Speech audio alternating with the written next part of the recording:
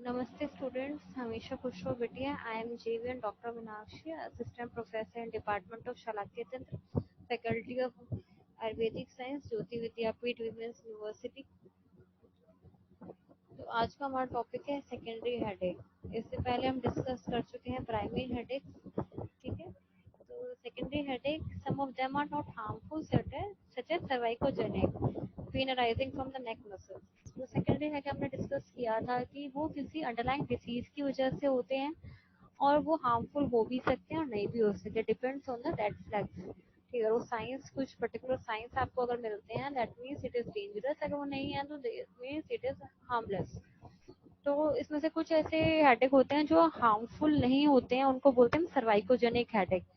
सर्वाइकोजेनिक headache is a pain that develops in the neck through a person feels the pain in their though person feels the pain in their head. ठीक है, patients का जो pen है वो नेक से start होगा, लेकिन उसको पेन कहाँ से फील होगा? हेड में। ठीक है, सर्वाइकोजेनिक हेडेक्स होते हैं वो सेकेंडरी हेडेक्स होते हैं। ठीक है, यानी किसी अंडरलाइन कंडीशन की वजह से अगर कोई नेक इंजुरी है, इन्फेक्शन है या हाई बीपी है तो उसकी वजह से हो सकता है। Medications for use headache may occur in those using excessive painkillers for headache, paradoxically causing worsening headache. ठीक है, एक होता है मेडिकेशन के ओवर यूज की वजह से। अगर पेशेंट कोई हेडेक के लिए पेन किलर ले रहा है तो उसकी वजह से क्या होता है, ये कई बार और ज्यादा हेडेक होना शुरू हो जाता है। ठीक है, ये सेल्फ कॉन्ट्राडिक्टरी है कि पेन किलर की वजह से इंक्रीज हो रहा है। ठीक है, तो हेडेक और ज्यादा वर्स हो जाता है। ठीक है, then comes the red flags. ठीक है, अमेरिकन हेडेक सोसाइटी ने रिकमेंड किया है स्नूप, एक निमोनिक रिकमेंड किया है ताकि हम रेड फ्लैग्स जो है सेकेंडरी हेडेक के वो याद रख सकें। ठीक है, तो रेड फ्लैग्स होते क्या है? Red flags means warning of danger. ठीक है, red sign is a danger sign and red flag is used as a warning of danger. It is a symbol of danger. ठीक है, अगर इसमें आपको एस फोर सिस्टमिक सिम्टम्स, ठीक है, अगर आपको फीवर मिलता है, वेट लॉस मिलता है, that means it is a bit dangerous. Systemic disease अगर मिलती है, जैसे साथ में एसोसिएटेड एचआईवी, आपको इन्फेक्शन मिल रहा है पेशेंट को या मैलिग्नेंसी है, then the secondary headache is a little bit dangerous. Neurological symptoms या signs मिलते हैं, then it is dangerous. Onset sudden है, अगर थंडर क्लैप हेडेक है, एकदम से सीवियर इंटेंसिटी का पेन हो रहा है, सडन ऑनसेट है, that means it is dangerous. Onset अगर 40 इयर्स के बाद में है देन इट इज डेंजरस। अगर प्रीवियस कोई हेडेक हिस्ट्री है, फर्स्ट, वर्स्ट और डिफरेंट हेडेक। ठीक है, अगर आपको हेडेक की पहले हिस्ट्री मिलती है या फिर ये फर्स्ट हेडेक है, कोई हिस्ट्री नहीं है, वर्स्ट हेडेक है, पहले हेडेक होता था लेकिन उसमें इंटेंसिटी बहुत कम थी, इस बार सीवियर हेडेक है, या फिर कोई डिफरेंट टाइप का हेडेक हो रहा है, ये आपको उसमें हिस्ट्री टेकिंग में आपको पूछना होगा। Then more serious cause of headache, secondary headaches include, जो कॉजेज बताएं किस किस रीजन से सेकेंडरी हेडेक हो सकता है, किसके डिसीज में सेकेंडरी हेडेक होता है। First one is meningitis. ठीक है, तो मेनिंजाइटिस है inflammation of meninges which presents with fever and meningismus headache, photophobia, stiff neck. ठीक है, तो मेनिंजाइटिस होता है, तो मेनिंजाइटिस में आपको क्या होगा, पेशेंट को उसमें इन्फ्लेमेशन मेनिंजेस होती है, उसमें एक ट्रायड मिलता है। ठीक है, जिसे बोलते हैं मेनिंजिसमस, मेनिंजिसम। और उसमें एक तो न्यूकल रिजिडिटी मिलती है, that is the neck stiffness मिलती है, फोटोफोबिया मिलता है, इंटॉलरेंस ऑफ ब्राइट लाइट होती है और साथ में हेडेक होता है। The next is the intracranial haemorrhage. अगर ब्रेन के अंदर कोई हैमरेज हुई है, इंट्राक्रेनियल हैमरेज है, तो उस केस में पेशेंट को हेडेक होगा। ठीक है, सब एरेक्नॉइड हैमरेज है। ठीक है, जो एरेक्नॉइड के नीचे अगर जो स्पेस होता है उसमें अगर ब्लीडिंग हो जाती है उस स्पेस में, सर्पेगनट स्पेस में, तो वहाँ पे इसकी वजह से पेन होगा। एक्यूट सीवियर हेडेक, स्टिफ नेक विदाउट फीवर। ठीक है, पेन कैसे होगा? एक्यूट और सीवियर होता है, नेक स्टिफनेस मिलती है, लेकिन उसमें फीवर वाला सिम्टम आपको नहीं मिलेगा। ठीक है, अगर रप्चर्ड एन्यूरिज्म है, ठीक है, तो what is aneurysm? Aneurysm is a balloon-like bulge of an artery wall. ठीक है, आर्टरी वॉल में कोई बल्ज हो जाता है, अगर वो रप्चर हो जाता है दैट मीन्स, तो उसकी वजह से हेडेक होता है। ठीक है, आर्टेरियोवेनस मैलफॉर्मेशन, ठीक है, जो हमारा आर्टेरियोवेनस जो ब्लड सर्कुलेशन है, अगर वहाँ पे एबनॉर्मल कनेक्शंस है आर्टरीज और वेन्स के बीच में, अगर ब्रेन में या स्पाइन में एबनॉर्मल कनेक्शंस हैं, एवीएम इसको बोलते हैं, तो उसकी वजह से पेशेंट को हेडेक मिलेगा। ठीक है, क्योंकि वो इजीली रप्चर कर सकती हैं और ब्लीडिंग हो सकती है ब्रेन और स्पाइनल कॉर्ड में। फिर है इंट्रा पेरेन्काइमल हेमरेज।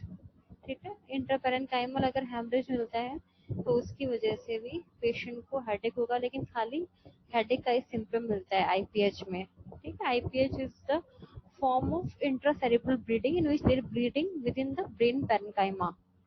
ठीक है, the next is a brain tumour. Brain tumour patient को डल टाइप का हेडेक होता है, worse with exertion and change in position accompanied by nausea and vomiting. तो उसमें पेशेंट को नोजिया होता है, वॉमिटिंग का सिम्टम होता है, पेशेंट जैसे अपनी पोजीशन चेंज करता है या एक्सर्शन होता है, फिजिकल एक्सर्शन, तो उसकी वजह से वर्स हो जाता है पेन।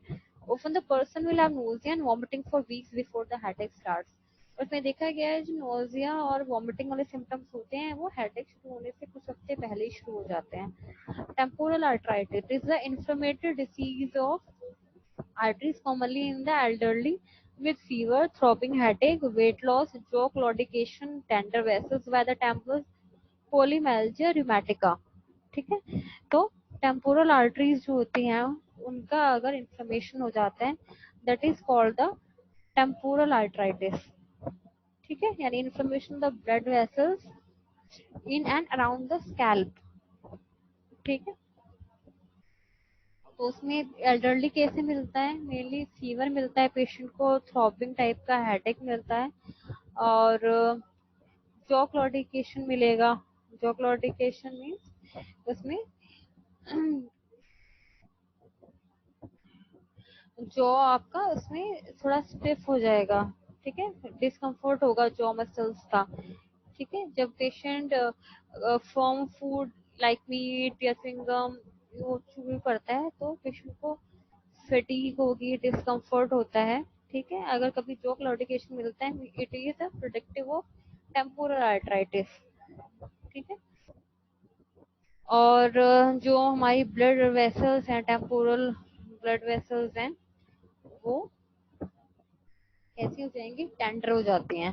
ठीक है, फिर polymyalgia rheumatica which is called a PMR. It is a inflammatory disorder causing muscle pain and stiffness around the shoulders and हिप्स।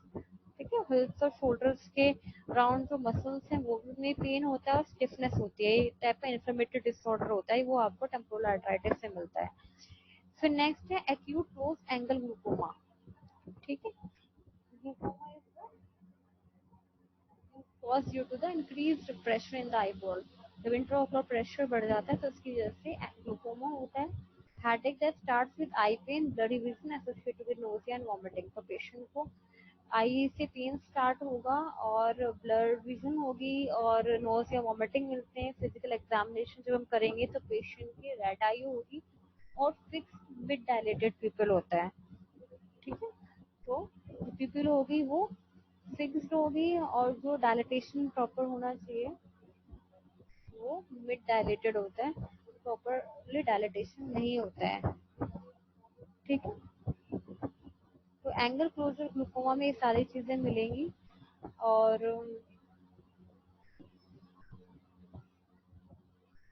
Post ictal headaches, post ictal headaches and the headache that happen after a convulsion or other types of seizures, a part of the period after the seizure, the post ictal stage।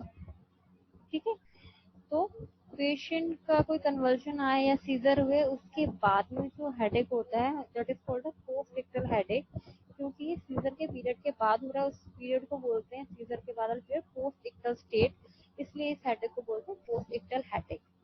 Next is the gastrointestinal disorders. Gastrointestinal disorders की वजह से भी secondary headache हो सकता है, जैसे कि Helicobacter pylori infection की वजह से, या सीलिक डिसीज की वजह से, या आईपीएस की वजह से।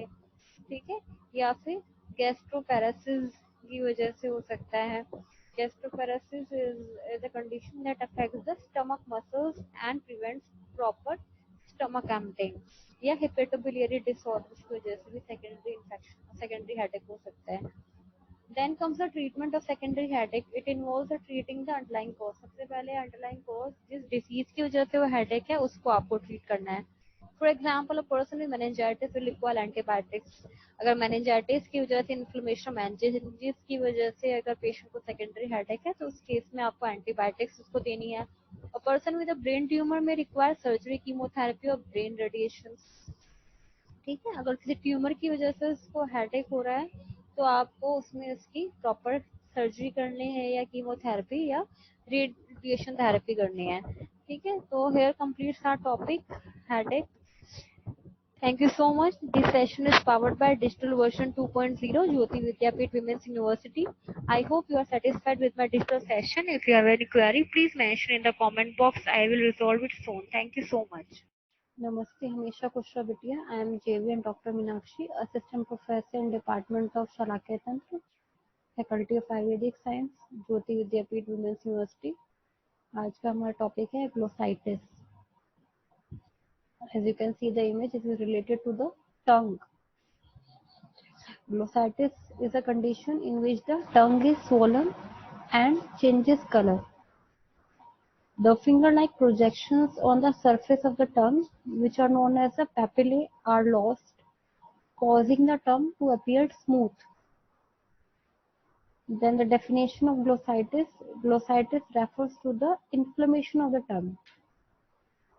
It can cause change in shape, size, color, taste, and movement of tongue.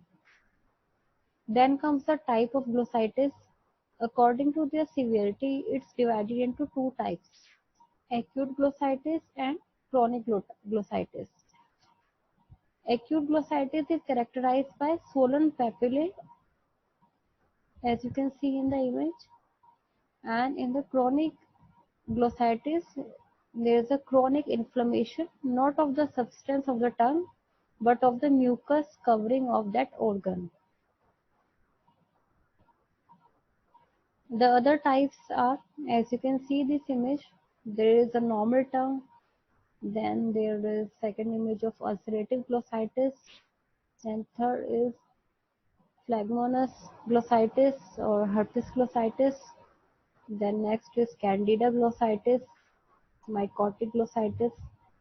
Then on the lower images, left side, first image shows the folded glossitis, and second image shows the discomitative glossitis.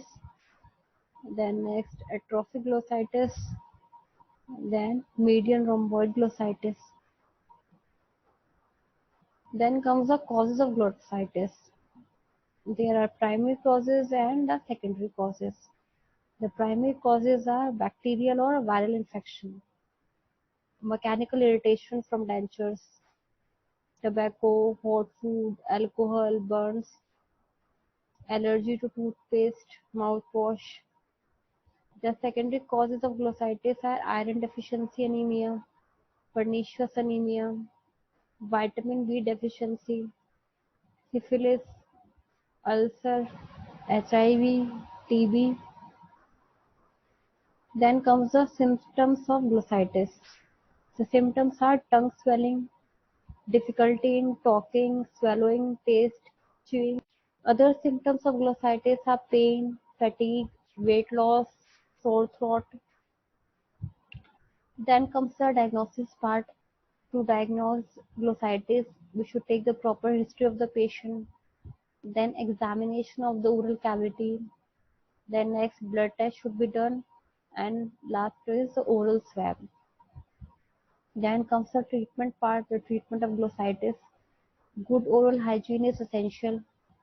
Steroids may be used to reduce the inflammation, and oral suspension of prednisolone may be used in mild cases. Then antibiotics, medications, antifungal medicines should be given. Proper nutrition should be provided to the patient. Avoid irritants like tobacco, hot spicy food, alcohol. Then the last is the complications of glossitis. First is discomfort, Second one is airway obstruction. Third one is dysphagia. Fourth is dysphonia. Fifth is recurrent oral infection. Sixth is abscess. Seventh is oral cancer. Thank you so much. This session is powered by Digital Version 2.0, Jyoti Vidyapeeth Women's University. I hope you are satisfied with my digital session. If you have any query, please mention in the comment box. I will resolve it. Thank you so much.